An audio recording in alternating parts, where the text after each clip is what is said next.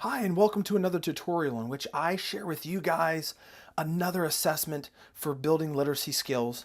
And then I'm going to throw in a really cool strategy to use to be able to support this particular literacy skill. In this case today, we're talking about high frequency words. Now, you've heard of Dolch and you've heard of Fry. The list that I'm going to use is Fry. He has established about 600 words in which students, readers, see in text with a high frequency or at a high rate. So what we want to do is we want to be able to assess a student's skills. So we have here a list. This is a first grade list. Now this was developed by a phenomenal reading specialist by the name of Steve Watson. And he broke down these lists by grade level. So it's really helpful to be able to use a list like this because it is indicated by grade level, which really helps instructional staff. So in this case, these Fry words, we want to be able to get an assessment done and conducted with a student so that we have an understanding of if they need support with these sight words. Because being able to identify these words immediately or with automaticity in their text is going to help them so much when they're working on these other decoding skills. So we would give this assessment by using what are called Fry phrases. And the reading specialist by the same name developed a series of phrases that are really, really helpful. And they're set up like this.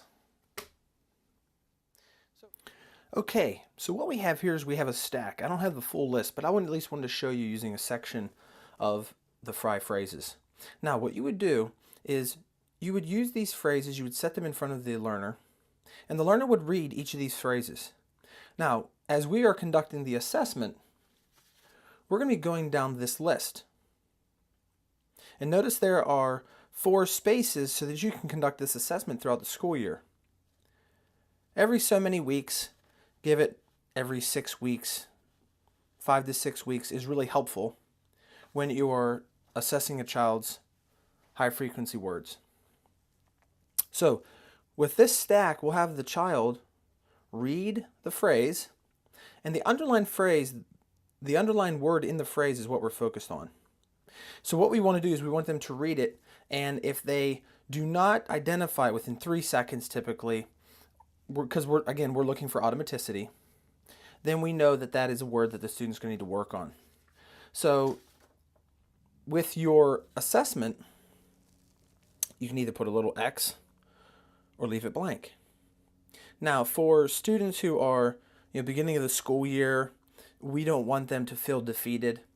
X's and checks are really unhelpful because you're scribing on the sheet the entire time. So the student knows when they make a mistake, and this is a micromanaging part of your responsibility as a teacher or staff, is that it's good to put checks or X's because that student is just hearing you scribe, whether they're right or wrong.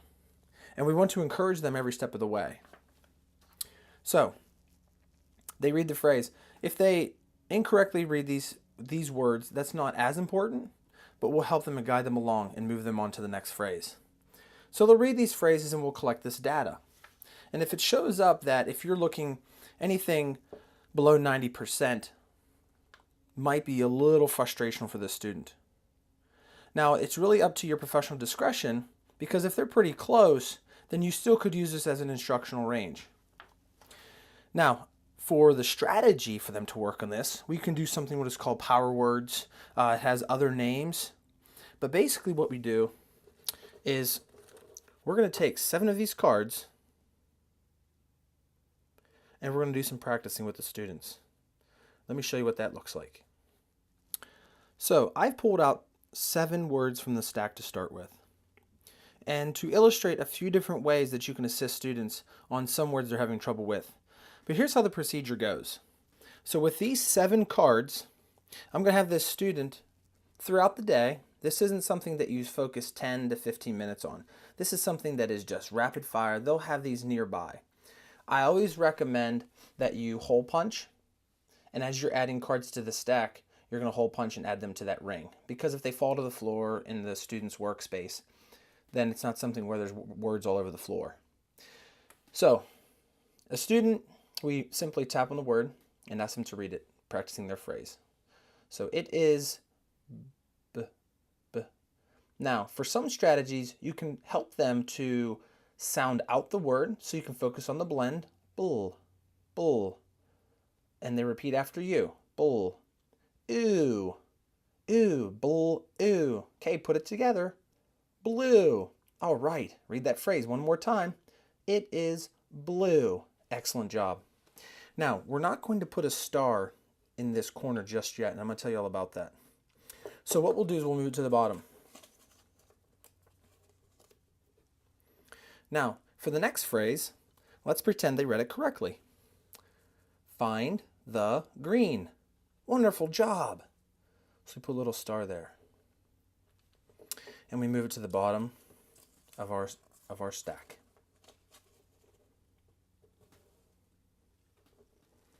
So later on in the day, we tap on the deck, ask them to read the phrase. To, burr, and then we give them the blend. Burr, burr, own, brown. Okay, start at the beginning. To, brown. And for this one, this is one of those particular words where we're not really going to teach them this advanced decoding strategy of the word I. So we're going to give them the word eyes. It's more than one eye. Eyes. Repeat after me. Eyes. Eyes. Good job. Okay, read that phrase one more time. To brown eyes. Wonderful job. So move it to the bottom of the deck. And let's pretend we have worked with a student. They got this one correct. So they got a star. And then what happens is we move back to this word right here. Let's say this word comes back up. And they read it correctly again. Find the green. Excellent job. We put another star on their card. Now, after it goes through the deck and it comes back up, and they end up with 3 stars, and this is where the confidence building piece really comes in. We add another card to the deck. Because this deck, we want to see this deck here, we want to see it grow. So we're gonna shuffle it to the bottom and move on to the next one. Now, a question that I often get asked is, can we do this more than once? Absolutely. Absolutely. You can certainly do this more than once in one setting. And what I mean by that is more than once, more than one card.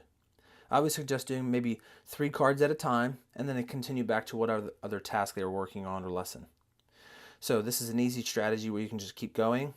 And what they'll do is they'll continue building that deck, and we'll keep adding it to the deck.